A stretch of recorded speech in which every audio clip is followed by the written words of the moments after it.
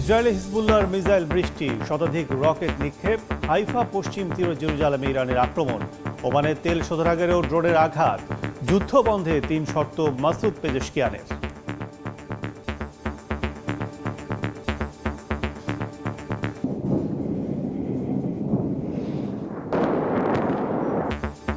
Iran ও লেবাননে ইসরায়েলের ব্যাপক হামলা, বৈরুতে আরও ৮ জন নিহত, ধ্বংস বহু বাড়িঘর। ইরানের প্রতিরক্ষা ব্যবস্থা পুরোপুরি ধ্বংসের দাবি ট্রাম্পের। Over the past 11 days, our military has virtually destroyed Iran. Tough country. Their air force is gone, totally gone. That took the better part of about 3 hours.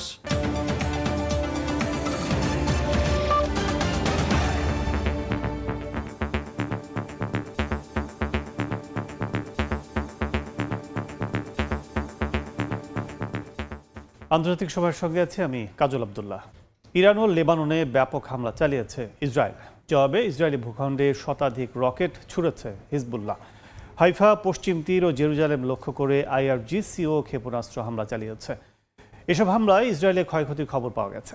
মার্কিন ইসরায়েলি আগ্রাসনের জবাবে ওমান, বাহরাইন, আরব আমিরাত, সৌদি আরব লক্ষ্য করেও হামলা চালিয়েছে Iran.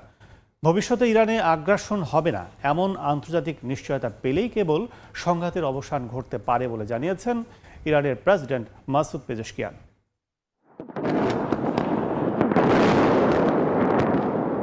মধ্যপ্রাচ্যের আকাশ এখন বারুদের গন্ধে ভারী। স্থানীয় সময় বুধবার রাতে লেবানন জুড়ে নজিরবিহীন হামলা চালিয়েছে ইসরায়েল। দেশটির বৈরুত, দাহি, দক্ষিণাঞ্চল ও সীমান্তবর্তী এলাকায় একযোগে আক্রমণ করে নেতানিয়াহুর সামরিক বাহিনী। হিজবুল্লাহর সামরিক অবকাঠামো গুঁড়িয়ে দেওয়ার নামে চালানো এই আগ্রাসনে প্রাণ গেছে অনেকের।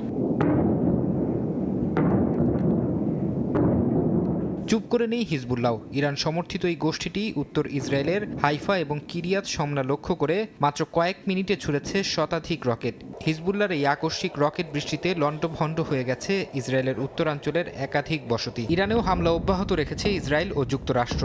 দেশটির মারিভান শহরে ব্যাপক আক্রমণের খবর পাওয়া গেছে। হামলায় বেসামরিক স্থাপনা লক্ষ্যবস্তু করা হয়েছে বলে দাবি ইরানের। এছাড়া এদিন হামলা হয়েছে রাজধানী তেহরানেও। জবাবে ইসরায়েলের হাইফা পশ্চিম তীর ও জেরুজালেম লক্ষ্য করে পাল্টা ক্ষেপণাস্ত্র ছড়ে ইরান। সাইরেন বাজার সাথে সাথেই হাজার হাজার ইসরায়েলি নাগরিককে নিরাপদ আশ্রয়ে ছুটতে দেখা গেছে। ইরানে মার্কিন ও ইসরায়েলি আগ্রাসনের জবাবে ওমানের সালালাহ বন্দরে ড্রোন হামলা চালিয়েছে IRGC। এর পরপরই জ্বালানি ট্যাঙ্কারে ভয়াবহ অগ্নিকাণ্ডের খবর পাওয়া গেছে। ইরাক উপকূলেও দুটি তেলবাহী ট্যাঙ্কারে হামলার ঘটনা ঘটেছে। জাহাজ দুটিতে ইরান হামলা চালিয়েছে বলে ধারণা করা হচ্ছে। যুদ্ধের জেরে থমকে গেছে পারস্য উপসাগরের গুরুত্বপূর্ণ নৌপথ হরমুজ প্রণালী। ওমান উপকূলে কয়েকটি জাহাজে হামলার ঘটনা ঘটেছে। এর মধ্যে একটি থাই জাহাজের বেশ কয়েকজন নাবিককে উদ্ধার করে ওমানের নৌবাহিনী।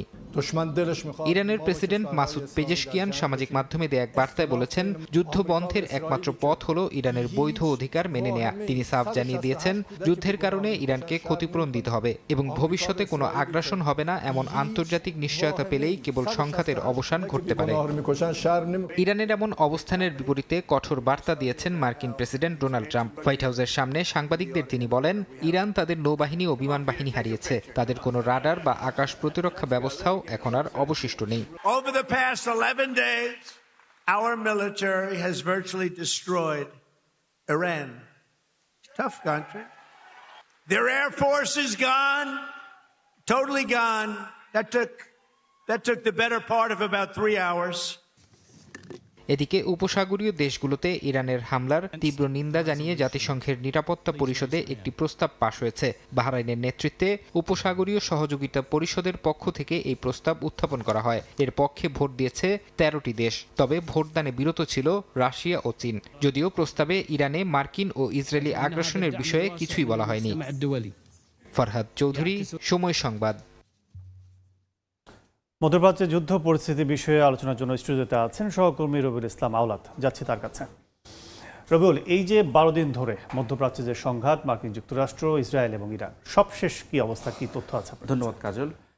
মধ্যপ্রাচ্যের যে সর্বশেষ পরিস্থিতি সেটি হলো যে এই গত রাতেও কিন্তু দুই পক্ষের পাল্টাপাল্টি হামলা হয়েছে এবং হামলার কিন্তু তীব্রতা ভয়াবহ আকার ধারণ করেছে।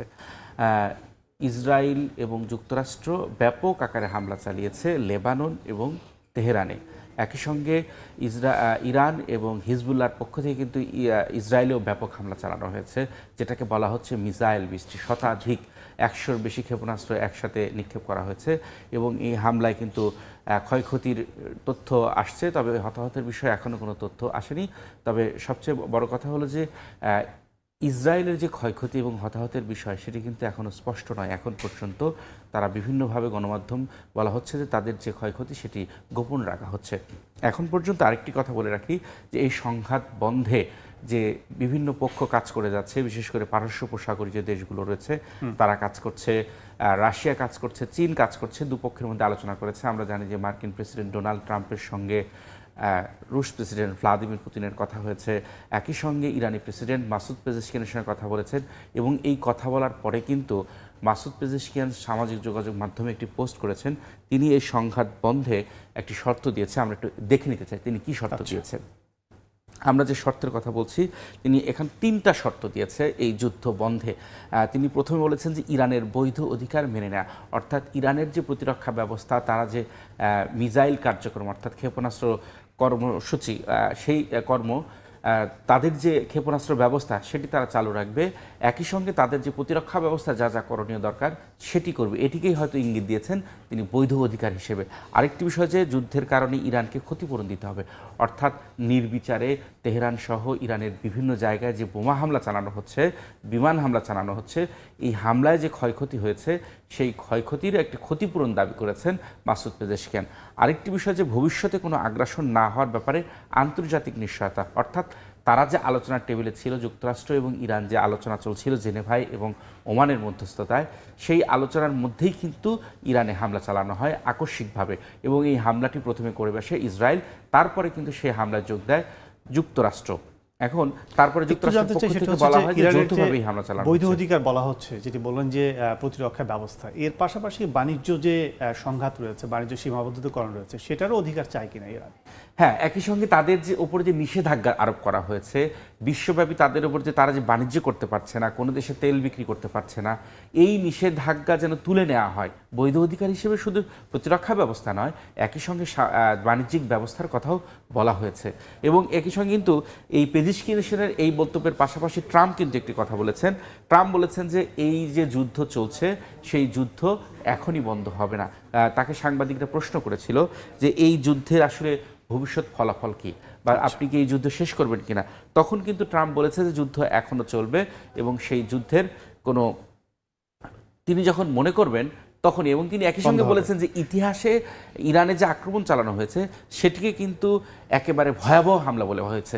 পাশাপাশি আমরা জানি যে বৈরুতে কিন্তু ব্যাপক আকারে হামলা চালানো হয়েছে, হামলা অব্যাহত রয়েছে। ট্রাম্প হুঙ্কার দিয়ে যাচ্ছেন যে এই সংঘাত চলবে, কিন্তু পাল্টা ব্যবস্থাও নেওয়া হচ্ছে। আরেকটি বিষয় যে ইরানের বিদ্যালয়ে হামলার জন্য, অর্থাৎ শিক্ষা প্রতিষ্ঠানে হামলা, সেই হামলার বিষয়ে আন্তর্জাতিকভাবে সমালোচনা জন্ম নেয় এবং তখন ডোনাল্ড ট্রাম্প কিন্তু সরাসরি অস্বীকার করে। তিনি বলেছেন যে হয়তো সম্ভবত ইরান এই হামলা চালিয়েছিল, কিন্তু তাদের যে সামরিক তদন্ত, অর্থাৎ মার্কিন সামরিক বাহিনীর তদন্তে উঠে এসেছে যে এই হামলা যুক্তরাষ্ট্রই চালিয়েছে, তাদের একটি তদন্ত উঠে এসেছে।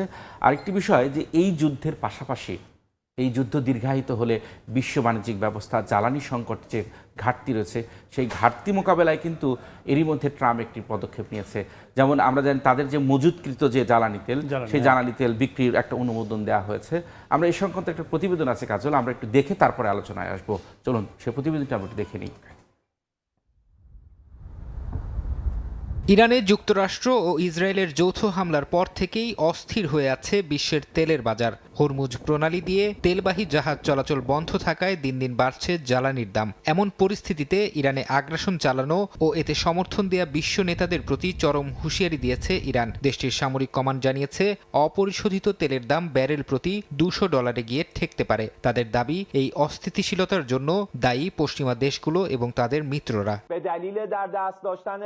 হুঁশিয়ারির পাশাপাশি সরাসরি তেল সরবরাহ বন্ধের চরম পদক্ষেপ নিয়েছে ইরান। তেহরানের সামরিক মুখপাত্র ইব্রাহিম জোলফাকারি ঘোষণা করেছেন যুক্তরাষ্ট্র ও ইসরায়েলে 1 লিটার তেলও যেতে দেয়া হবে না। এমনকি তাদের মিত্র দেশগুলোর কোনো জাহাজ বা ট্যাঙ্কার এই পথে চলাচল করলে সেটিকে সরাসরি বৈধ সামরিক লক্ষ্যবস্তু হিসেবে গণ্য করে হামলা চালানো হবে। এর আগে জ্বালানি সরবরাহ সচল রাখতে ও তেলের আকাশচুম্বী দাম নিয়ন্ত্রণে ঐতিহাসিক পদক্ষেপ নেয় আন্তর্জাতিক জ্বালানি সংস্থা আইইএ। সংস্থাটির ৩২টি সদস্য দেশ একমত হয়ে তাদের জরুরি মজুদ থেকে রেকর্ড ৪০ কোটি ব্যারেল তেল বাজারে ছাড়ার সিদ্ধান্তের কথা জানায়। আইইএ এর ইতিহাসে এটি এখন পর্যন্ত সবচেয়ে বড় অঙ্কের জরুরি হস্তক্ষেপ। তবে বিশ্বের প্রভাবশালী বাজার বিশ্লেষণী সংস্থাগুলো বলছে আইইএর এই রেকর্ড তেল ছাড় সাময়িক স্বস্তি দিলেও দীর্ঘমেয়াদী সংকটের সমাধান নয়, কারণ প্রতিদিন যে পরিমাণ তেল হরমুজ প্রণালী দিয়ে সরবরাহ হতো সেই ঘাটতি পূরণ করা মজুদ ভাণ্ডারের পক্ষে প্রায় অসম্ভব। এর ফলে যুদ্ধের সময়সীমা দীর্ঘায়িত হলে তেলের দাম শেষ পর্যন্ত লাগামহীন হয়ে পড়ার আশঙ্কা থেকেই যাচ্ছে। বিশ্বের জ্বালানি ধমনী হিসেবে পরিচিত হরমুজ প্রণালী দিয়ে জাহাজ চলাচল এখন পুরোপুরি বন্ধ। বৈশ্বিক তেল সরবরাহের প্রায় ২০% এই জলপথ দিয়ে সম্পন্ন হয়, যা বর্তমানে যুদ্ধের কারণে থমকে গেছে। বিশেষজ্ঞরা বলছেন ১৯৭০ সালের ঐতিহাসিক তেল সংকটের পর জ্বালানি সরবরাহে এটি এখন পর্যন্ত সবচেয়ে বড় বিপর্যয় হিসেবে দেখা দিচ্ছে। ফারহাদ চৌধুরী, সময় সংবাদ। কাজল, আমরা যে প্রতিবেদনটি দেখলাম, এই যে হয়তো আন্তর্জাতিক জ্বালানি সংস্থা যে পদক্ষেপ নিয়েছে এটি হয়তো সাময়িকভাবে স্বস্তি দিতে পারে, জ্বালানি সংকট হয়তো কিছুটা কমতে পারে, কিন্তু বিশ্লেষকরা বলছেন যে হয়তো জ্বালানির যে এই যুদ্ধ যদি দীর্ঘায়িত হয় তাহলে এই পদক্ষেপ আসলে কোনো কাজে দেবে না। একই সঙ্গে আমরা লং টার্ম আসলে কি হতে যাচ্ছে, কি মনে করছেন? এই যুদ্ধ যদি দীর্ঘায়িত হয় তাহলে এই ক্ষতি কিন্তু উভয় পক্ষেরই হবে। একদিকে যেমন ইরানের ক্ষতি হবে, অন্যদিকে যুক্তরাষ্ট্র এবং তাদের মিত্রদের, বিশেষ করে ইউরোপের যে অঞ্চল, সেই অঞ্চলেও কিন্তু জ্বালানির দাম বেড়ে গেছে।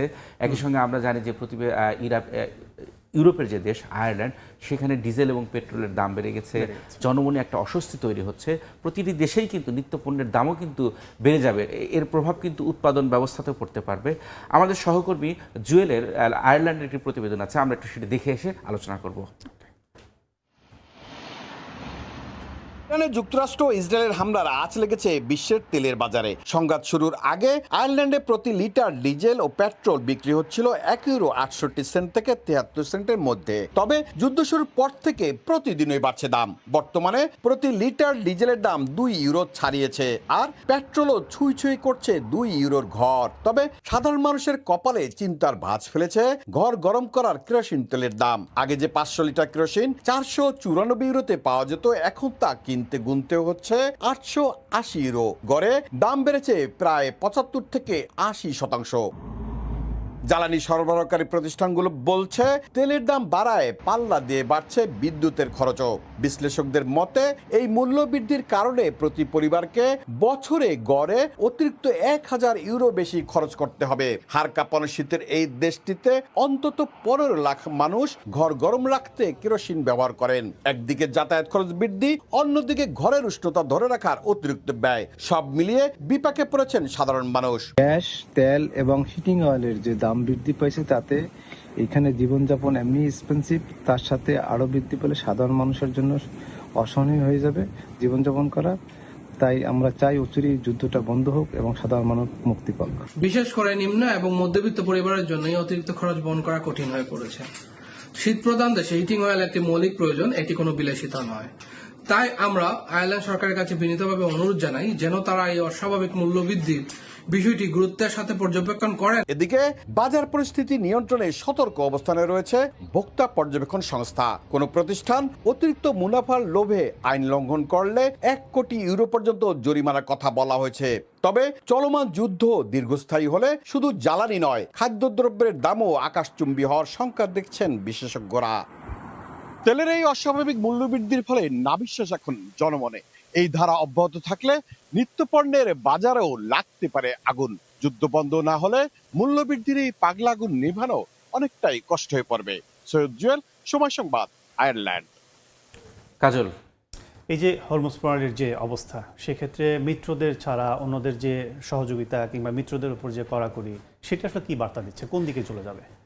কাজল, এই মুহূর্তে হরমুজ প্রণালী কিন্তু ইরানের একটা টার্ম কার্ড, এইটা দিয়েই তিনি সবাইকে পরাস্ত করতে চান। হরমুজ প্রণালী বন্ধ করে দিলে তিনি জানেন যে বিশ্বের যে জ্বালানি চাহিদা, মোট জ্বালানি চাহিদার 20% বন্ধ হয়ে যাবে। তখন অন্যান্য দেশে অস্থিতিশীল হয়ে উঠবে, তখন ট্রাম্পের ওপর চাপ বাড়বে এবং সেই কাজটাই ইরান করার চেষ্টা করছে। এখন পর্যন্ত ইরানের যে দাবি, সেই দাবি যে ইসরায়েল এবং যুক্তরাষ্ট্র এবং তাদের মিত্রদের জাহাজ কোনোভাবেই হরমুজ প্রণালী অতিক্রম করতে দেবে না। কিন্তু আমরা দেখেছি যে এর মধ্যেও কিন্তু হামলা চলছে। তারা বলছে যে হরমুজ প্রণালীতে কিছু জাহাজ চলতে দেওয়া হবে, কিন্তু আমরা প্রতিদিনই সেখানে হামলার খবর পাচ্ছি। এই সংক্রান্ত কিছু তথ্য আছে, আমরা সেগুলো একটু দেখব। এই মুহূর্তে কিন্তু ইরাকের যে জলসীমা, সেই জলসীমায় কিন্তু হামলা হয়েছে এবং উপসাগরীয় দেশগুলোতে হামলা বন্ধে জাতিসংঘের নিরাপত্তা পরিষদ একটি প্রস্তাব গ্রহণ করা হয়েছে। এই যে উপসাগরীয় দেশগুলোর যে মার্কিন স্থাপনা, এই মার্কিন স্থাপনায় হামলার পাশাপাশি আরব আমিরাত, ওমান বা কুয়েত থেকে যে জ্বালানি তেলগুলো হরমুজ প্রণালী দিয়ে সরবরাহ করা হয়, সেগুলোতে কিন্তু হামলা করা হচ্ছে। একই সঙ্গে আমরা জানি যে হরমুজ প্রণালীতে পরপর 3টি জাহাজে হামলা হয়েছে এবং একটিতে আগুন হয়েছে। নতুন করে যে তথ্য এসেছে সেটি হলো ইরাকি যে জলসীমা রয়েছে সেখানেও কিন্তু হামলা হয়েছে। আরেকটি বিষয় যে ইরানের পক্ষ থেকে বলা হয়েছে, শুধু হরমুজ প্রণালী নয়, যুদ্ধ যদি দীর্ঘ হতে থাকে এবং এই পরিস্থিতি যদি জটিল আকার ধারণ করে, তাহলে বাব আল মানদেব প্রণালী, লোহিত সাগর দিয়ে যে জাহাজ চলাচল করে, সেটিও তারা হাউতি বিদ্রোহীদের মাধ্যমে হয়তো বন্ধ করে দেওয়ার একটা হুঁশিয়ারি দেওয়া হয়েছে। তার মানে এই যে প্রভাবটা, সেক্ষেত্রে আসলে দীর্ঘায়িত যে প্রভাবের আমরা আশঙ্কা করছি, সেই আশঙ্কা আরও তো বেশি চাপে পড়বে, কি মনে করছেন? এই মুহূর্তে হয়তো যুদ্ধ খুব বেশি দীর্ঘায়িত নাও করতে পারেন ডোনাল্ড ট্রাম্প। আমরা যেহেতু আলোচনার আভাস পাচ্ছি, ইরানের পক্ষ থেকে একটি শর্ত দেওয়া হয়েছে, হয়তো রাশিয়াও এক ধরনের মধ্যস্থতার চেষ্টা করছে, হয়তো পরিস্থিতি দ্রুত স্বাভাবিক হবে, এমনটাই আমরা আশা রাখতে পারি। সেক্ষেত্রে এই যে মধ্যপ্রাচ্যের যে অন্যান্য দেশগুলো, উপসাগরের বেস, সেসব দেশের আসলে পদক্ষেপ কিংবা তারা এখন কি স্টেপ নিতে যাচ্ছে কিংবা কি করবে, কি মনে হয়? মধ্যপ্রাচ্যের দেশগুলো ট্রাম্পের উপর চাপ দিচ্ছে একদিকে, অন্যদিকে ইরানকেও সতর্ক করছে তাদের ওপর যেন হামলা না হয়, কারণ তারা তাদেরকে শত্রু মনে করে না, তারা তাদের প্রতিবেশীদের কখনোই শত্রু মনে করে না। এবং এরই মধ্যে আমরা জানি যে জাতিসংঘ নিরাপত্তা পরিষদে একটি প্রস্তাব গৃহীত হয়েছে যে পারস্য উপসাগরে যে দেশগুলো রয়েছে সেই দেশগুলো এই প্রস্তাব উত্থাপন করেছে ইরানের হামলার বিরুদ্ধে। এবং সেখানে কিন্তু চীন এবং রাশিয়া কিন্তু কৌশলগত অবস্থান নিয়েছে। তারা এই প্রস্তাবের পক্ষে ভোট দেয়নি, আবার বিরোধিতাও করেনি, তারা সেখানে নিরপেক্ষ থাকার চেষ্টা করেছে। সেক্ষেত্রে দেশগুলোতে যে ক্ষতি, মার্কিন ঘাঁটিগুলো ছাড়া অন্যান্য যে ক্ষতি হচ্ছে, সেক্ষেত্রে দেশগুলোর কোনো বিপরীত কোনো স্টেপ আছে কিনা, পদক্ষেপ আছে কিনা, কি মনে করেন? তারা দফায় দফায় হুঁশিয়ারি দিচ্ছে যদি এই হামলা অব্যাহত থাকে তাহলে পাল্টা পদক্ষেপ নেবে, এবং এই পদক্ষেপ কি ধরনের হবে সে ধরনের কথা বলা হচ্ছে। সামরিক হতে পারে, তবে এখন পর্যন্ত বিভিন্ন গণমাধ্যম, বিশেষ করে ইসরায়েলি সংবাদ মাধ্যমে একবার খবর আসলো যে আরব আমিরাত হামলা চালিয়েছে ইরানের স্থাপনায়, কিন্তু পরে সেটি অস্বীকার করা হয়েছে এবং তারা বলেছে যে আমরা কেবল প্রতিরক্ষা ব্যবস্থা করব, অর্থাৎ ইরান যদি তাদের স্থাপনায় হামলা হয় সেটা তারা প্রতিহত করবে। এর বেশি কিছু এখন পর্যন্ত তাদের পক্ষ থেকে বলা হয়নি। অনেক ধন্যবাদ যুক্ত হওয়ার জন্য। যুক্তরাষ্ট্রের ক্যালিফোর্নিয়া ইরান ড্রোন হামলার পরিকল্পনা করছে এমন আশঙ্কা মার্কিন তদন্ত সংস্থা FBI। শীর্ষস্থানীয় মার্কিন সংবাদ মাধ্যমগুলো এই গোয়েন্দা বার্তার বরাতে প্রতিবেদন প্রকাশ করেছে। সীমান্তবর্তী জলসীমায় অবস্থানরত জাহাজ থেকে এই হামলা হতে পারে বলে আশঙ্কা গোয়েন্দাদের। গণমাধ্যমে এমন খবর প্রকাশের পর নিরাপত্তাহীনতায় ভুগছেন প্রবাসী বাংলাদেশিরা। ক্যালিফোর্নিয়া থেকে লস্কর আল মামুনের রিপোর্টে বিস্তারিত। ইরানে মার্কিন আগ্রাসনের প্রতিশোধ হিসাবে ক্যালিফোর্নিয়ার পশ্চিম উপকূলে ড্রোন হামলা চালাতে পারে তেহরান। ক্যালিফোর্নিয়ার আইন শৃঙ্খলা বাহিনীকে দেয়া FBI এর এক সতর্ক বার্তায় এই আশঙ্কার কথা জানানো হয়েছে। গোয়েন্দা তথ্যে বলা হয়, মার্কিন উপকূলে অবস্থানরত কোনো অপরিচিত জাহাজ থেকে ড্রোন ব্যবহার করে অজানা লক্ষ্যবস্তুতে আঘাত হানতে পারে তেহরান। গোয়েন্দারা ধারণা করছেন হামলার প্রয়োজনীয় সরঞ্জাম অনেক আগ থেকেই সেখানে মজুত করা হয়েছে। মার্কিন সংবাদ মাধ্যম ABC নিউজের প্রতিবেদন অনুযায়ী ফেব্রুয়ারি মাসের শেষ দিকে এই সতর্কতা জারি করা হয়, যা এখন জনসমক্ষে আসায় স্থানীয় সহ প্রবাসী বাংলাদেশিদের মাঝে তৈরি হয়েছে উদ্বেগ। আমেরিকার যে সমস্ত এলাকায় বর্ডার আছে, মেক্সিকো বা অন্যান্য জায়গায়, বা পার্শ্ববর্তী কোনো রাষ্ট্র বা পার্শ্ববর্তী কোনো রাষ্ট্রের গুপ্ত সংগঠনের মাধ্যমে যদি ইরান এই ধরনের হামলা চালায়, আমাদের নাগরিকদের জন্য এটা খুবই উদ্বিগ্নের। আমরা এই সতর্কবার্তা জারির জন্য আমরা নিজেরা যারা আছি ক্যালিফোর্নিয়া প্রবাসী তারা খুবই উদ্বিগ্ন। তবে এই মুহূর্তে আমরা নিউজে যা দেখছি এবং বর্তমান গভর্নমেন্ট এবং আমেরিকা এটা হয়তো খুব সুন্দরভাবে মোকাবেলা করবে। সাবেক মার্কিন গোয়েন্দা কর্মকর্তারা বলেছেন, মেক্সিকো ও দক্ষিণ আমেরিকায় ইরানের শক্তিশালী নেটওয়ার্ক এবং ড্রোন প্রযুক্তি ব্যবহারের সক্ষমতা রয়েছে। অন্যদিকে মেক্সিকোর মাদক চক্রগুলোর ড্রোন ব্যবহারের প্রবণতা বৃদ্ধি পাওয়ায় মার্কিন সীমান্ত ও সেনাদের নিরাপত্তা নিয়ে নতুন করে ভাবতে হচ্ছে ওয়াশিংটনকে। তবে যুক্তরাষ্ট্রের মাটিতে ইরান সমর্থিত হামলা নিয়ে উদ্বিগ্ন নন বলে জানিয়েছেন মার্কিন প্রেসিডেন্ট ডোনাল্ড ট্রাম্প। যদিও ক্যালিফোর্নিয়ার গভর্নর গ্যাভিন নিউসম সম্ভাব্য এই হুমকি মোকাবেলায় জরুরি সেবা দপ্তরের সঙ্গে সমন্বয় করে কাজ করছেন বলে নিশ্চিত করেন। ইরানে যুক্তরাষ্ট্র এবং ইসরায়েলের যৌথ হামলার প্রেক্ষিতে যুক্তরাষ্ট্রের অভ্যন্তরীণ নিরাপত্তা নিয়ে যে উদ্বেগ বাড়ছে, এই সতর্কবার্তা তার প্রমাণ। লস্কর আল মামুন, সময় সংবাদ, ক্যালিফোর্নিয়া, যুক্তরাষ্ট্র। আন্তর্জাতিক সময় আরও থাকছে। ইউক্রেন জুড়ে রুশ হামলা জোরদার, নিহত 2, আহত 24। রাশিয়ার বেলগরদ পাল্টা ড্রোন আক্রমণ। উত্তপ্ত পরিস্থিতির মধ্যেই আগামী সপ্তাহে ত্রিপক্ষীয় শান্তি আলোচনা।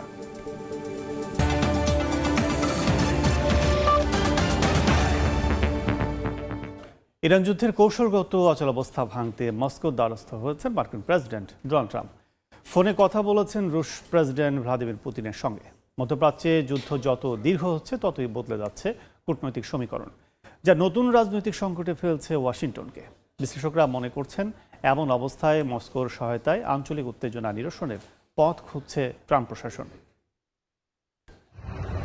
ইরানের বিরুদ্ধে যুক্তরাষ্ট্র ও ইসরায়েলের সামরিক অভিযান শুরুর পর থেকেই দ্রুত বিজয়ের আশা দেখিয়েছেন মার্কিন প্রেসিডেন্ট ডোনাল্ড ট্রাম্প। তবে যুদ্ধ দীর্ঘায়িত হওয়ার সঙ্গে সঙ্গে স্পষ্ট হচ্ছে যুক্তরাষ্ট্রের কৌশলগত অচলাবস্থা। এমন পরিস্থিতিতে রাশিয়ার প্রেসিডেন্ট ভ্লাদিমির পুতিনের সঙ্গে ফোনে কথা বলেন ট্রাম্প। বিশ্লেষকদের মতে এই ফোনালাপ সংঘাত নিরসনে মার্কিন প্রেসিডেন্টের কূটনৈতিক পথ খোঁজার চেষ্টা।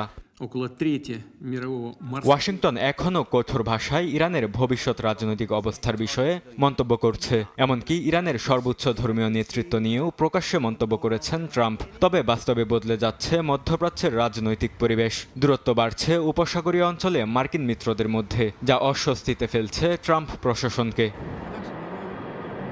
সামরিক ও কূটনৈতিক মহল ছাড়িয়ে যুদ্ধের প্রভাব পড়েছে বিশ্ব জ্বালানি বাজারে। হরমুজ প্রণালী দিয়ে তেল ও গ্যাস পরিবহন ঝুঁকিতে চাপের মুখে বৈশ্বিক জ্বালানি সরবরাহ শৃঙ্খল। এমন পরিস্থিতিতে ইউরোপকে পাইপলাইনের মাধ্যমে পুনরায় জ্বালানি সরবরাহ করার প্রস্তাব দিয়েছে মস্কো, যা বৈশ্বিক জ্বালানি সংকট মোকাবিলায় কৌশলগত আগাম প্রস্তুতি। যুদ্ধ আরও দীর্ঘায়িত হলে নতুন রাজনৈতিক সংকটে পড়তে পারে ওয়াশিংটন। এমন বাস্তবতায় ট্রাম্প প্রশাসন মস্কোর সহায়তায় আঞ্চলিক উত্তেজনা কমানোর পথ খুঁজছেন বলে মনে করছেন বিশ্লেষকরা। বরকতুল্লাহ, সময় সংবাদ। ইউক্রেনের খার্কিভে রুশ ড্রোন হামলায় 2 জন নিহত ও 4 জন আহত হয়েছেন। কেরসনেও যাত্রীবাহী বাসে হামলায় অন্তত 20 জন আহত হয়েছেন। ইউক্রেনের জ্বালানি অবকাঠামো লক্ষ্য করে অভিযান অব্যাহত রেখেছে পুতিন বাহিনী। জবাবে রাশিয়ার বেলগরদে পাল্টা ড্রোন হামলা চালিয়েছে জেলেনস্কির সেনারা। পাল্টাপাল্টি হামলার মধ্যে আগামী সপ্তাহে যুক্তরাষ্ট্র, রাশিয়া ও ইউক্রেনের মধ্যে ত্রিপক্ষীয় শান্তি আলোচনা হতে যাচ্ছে। রাশিয়া ইউক্রেন যুদ্ধে পাল্টাপাল্টি হামলা বেড়েই চলেছে। বুধবার ইউক্রেনের দ্বিতীয় বৃহত্তম শহর খার্কিভে ভয়াবহ ড্রোন হামলা চালায় রুশ সেনারা। স্থানীয় মেয়র জানিয়েছেন, একটি বেসামরিক ব্যবসা প্রতিষ্ঠানে ড্রোনটি আঘাত হানলে ঘটনাস্থলেই কয়েকজন হতাহত হন। একই দিন দেশটির দক্ষিণাঞ্চলের খেরসন শহরে একটি যাত্রীবাহী মিনি বাসের ড্রোন থেকে বিস্ফোরক ফেলা হয়। এতে বেশ কয়েকজন যাত্রী আহত হয়েছেন বলে জানিয়েছে স্থানীয় প্রশাসন। বেসামরিক লক্ষ্যবস্তুর পাশাপাশি ইউক্রেনের জ্বালানি অবকাঠামো লক্ষ্য করেও হামলা অব্যাহত রেখেছে রাশিয়া। চালানো হচ্ছে ব্যাপক অভিযান। ওডেসা অঞ্চলের একটি গুরুত্বপূর্ণ তেল উত্তোলন স্টেশনে টানা দ্বিতীয় দিনের মতো হামলা চালিয়েছে পুতিন বাহিনী। ইউক্রেনের রাষ্ট্রীয় তেল কোম্পানির প্রধান জানিয়েছেন, ইউরোপে তেল সরবরাহ বন্ধ করতেই এই হামলা। চলতি বছর এখন পর্যন্ত তাদের স্থাপনায় মস্কো 30 বারের বেশি আক্রমণ চালিয়েছে বলে দাবি কিয়েভের। যুদ্ধের ময়দানে নিজেদের অগ্রগতির দাবি করেছে রুশ প্রতিরক্ষা মন্ত্রণালয়। তাদের দাবি, উত্তর সামরিক বাহিনীর বিশেষ অভিযানে ইউক্রেনের সুমি অঞ্চলের চেরভোনা জারিয়া গ্রাম এখন রাশিয়ার পূর্ণ নিয়ন্ত্রণে। যদিও এ বিষয়ে কিছু জানায়নি জেলেনস্কি প্রশাসন। ইউক্রেনীয় বাহিনীও লড়াই চালিয়ে যাচ্ছে। রাশিয়ার ভেতরে ড্রোন হামলা চালিয়ে পাল্টা জবাব দিচ্ছে তারা। বেলগরদ অঞ্চলের গভর্নর জানিয়েছেন, ইউক্রেনের ড্রোন হামলায় সেখানে কয়েকজন বেসামরিক নাগরিক আহত হয়েছেন। এদিকে গেল মঙ্গলবার ব্রায়ান্স্ক অঞ্চলে যুক্তরাজ্যের তৈরি স্টর্ম শ্যাডো মিসাইল দিয়ে হামলার অভিযোগ তুলেছে মস্কো। রাশিয়ার দাবি, এই হামলার পেছনে ব্রিটেনের উস্কানি রয়েছে, যা চলমান শান্তি আলোচনাকে বাধাগ্রস্ত করবে। ভয়াবহ যুদ্ধের মধ্যেই নতুন করে আশার আলো হয়ে দেখা দিচ্ছে ত্রিপক্ষীয় শান্তি আলোচনা। মার্কিন বিশেষ দূত স্টিভ উইটকফ জানিয়েছেন, ইউক্রেন, যুক্তরাষ্ট্র এবং রাশিয়ার মধ্যে পরবর্তী দফার বৈঠক আগামী সপ্তাহে হতে পারে। ক্রেমলিনের মুখপাত্র দিমিত্রি পেসকভ বৈঠকের সুনির্দিষ্ট তারিখ না জানালেও আলোচনার সম্ভাব্য স্থান হিসেবে তুরস্কের ইস্তাম্বুলের কথা উল্লেখ করেছেন। প্রেসিডেন্ট ভলোদিমির জেলেনস্কি জানিয়েছেন, শান্তি প্রতিষ্ঠায় তুরস্ক বা সুইজারল্যান্ডে এই সংলাপ অনুষ্ঠিত হওয়ার জোরালো সম্ভাবনা রয়েছে। ফারহাদ চৌধুরী, সময় সংবাদ। আন্তর্জাতিক সময় আরও থাকছে।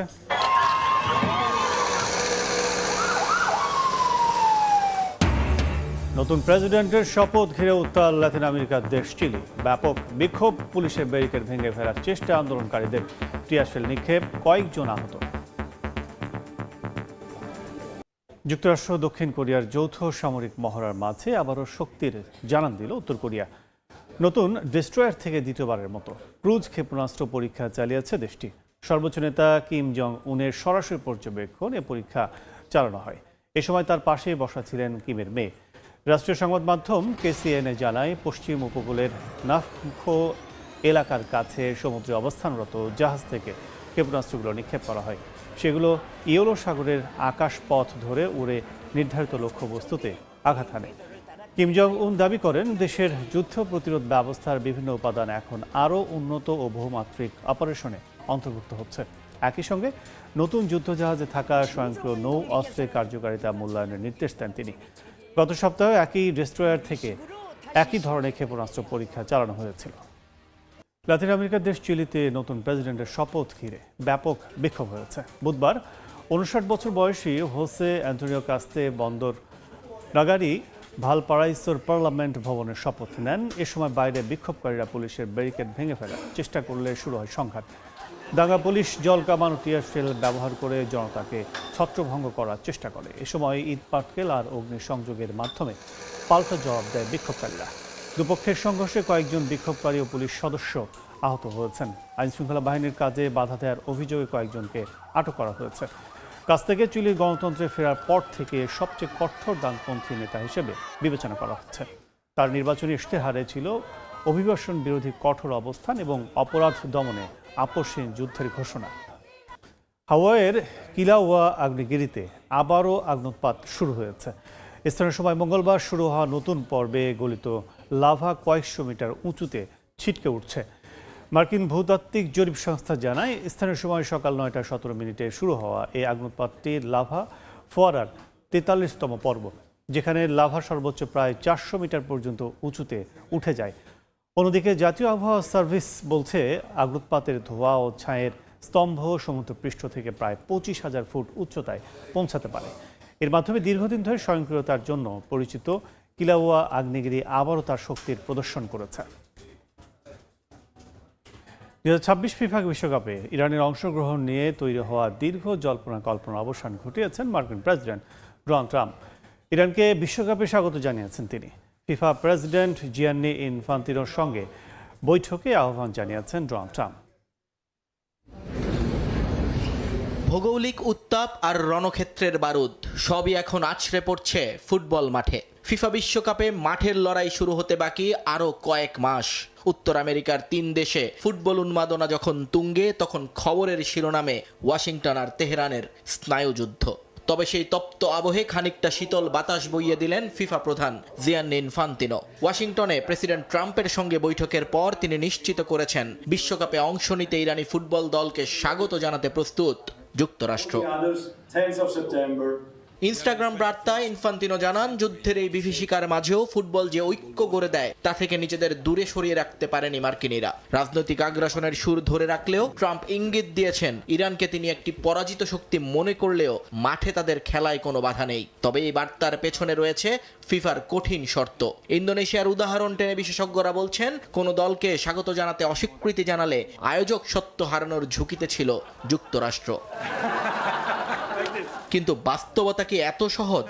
গত ফেব্রুয়ারিতে ইরান এবং ইসরায়েলের মার্কিন হামলার পর থেকে পরিস্থিতি ঘোলাটে। হামলায় সর্বোচ্চ নেতা খোমেনির মৃত্যু এবং তেহরানের ড্রোন ক্ষেপণাস্ত্র পাল্টাপাল্টি হামলায় পুরো মধ্যপ্রাচ্য এখন বারুদের স্তূপ। আটালান্টায় ফিফার প্ল্যানিং সামিটে অনুপস্থিত ছিল একমাত্র ইরান। তার উপর ট্রাম্প প্রশাসনের ভ্রমণ নিষেধাজ্ঞার খড়গ তো রয়ে গেছে। ইরানি ফুটবল ফেডারেশনের প্রধান মেহেদি তাজের কণ্ঠেও ফুটে উঠেছে সংশয়। বিশেষ করে নারী ফুটবলারদের দল ত্যাগের পর খোদ ফেডারেশনই বিশ্বকাপে দল পাঠানো নিয়ে দ্বিধাগ্রস্ত। লস অ্যাঞ্জেলেস আর সিয়াটলে ইরানের গ্রুপ পর্বের খেলা হওয়ার কথা থাকলেও ফুটবলারদের নিরাপত্তার ভিসা প্রাপ্তি এখন বড় প্রশ্ন।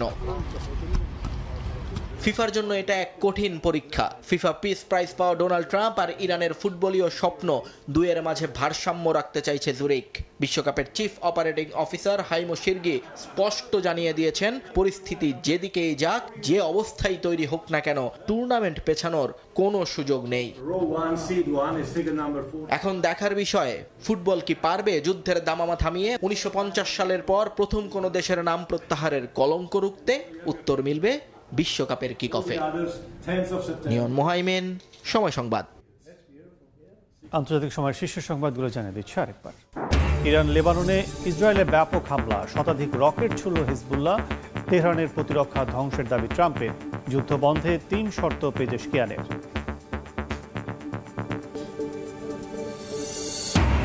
ইউক্রেন জুড়ে রুশ হামলা জোরদার, নিহত 2, আহত 24। রাশিয়ার বেলগরোদে পাল্টা ড্রোন আক্রমণ। উত্তপ্ত পরিস্থিতির মধ্যেই আগামী সপ্তাহে দ্বিপক্ষীয় শান্তি আলোচনা।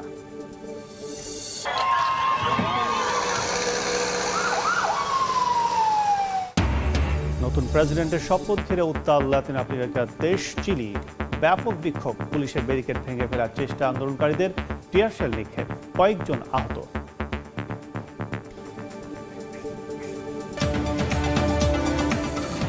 এই ছিল আন্তর্জাতিক সময়। এরপর সকাল 10টার সময় সংবাদের সঙ্গে থাকবেন অর্জিতা শেজি। ধন্যবাদ কাজল। সকাল 10টার সময় সংবাদ নিয়ে আসছে কিছুক্ষণ পর, সঙ্গে থাকুন সময়।